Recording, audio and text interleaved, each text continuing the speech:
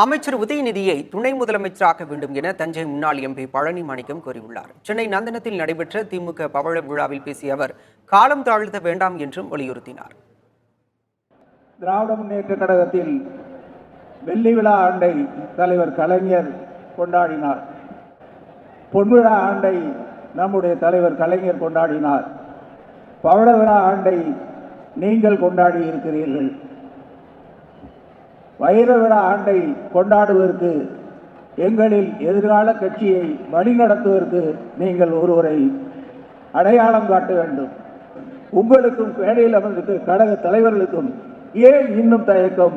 உதயநிதியை துணை முதலமைச்சர் ஆக்க வேண்டாமா?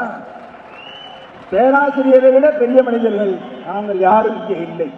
பேராசிரியர் தலைவர் தளபதி அவர்களை எவ்வளவு பெரிய மனத்தோடு துணை முதலமைச்சராக ஏற்றுக்கொண்டார்கள். நாங்கள் ஏற்றுக்கொள்வோம். காலத்தாத்தார்கள்.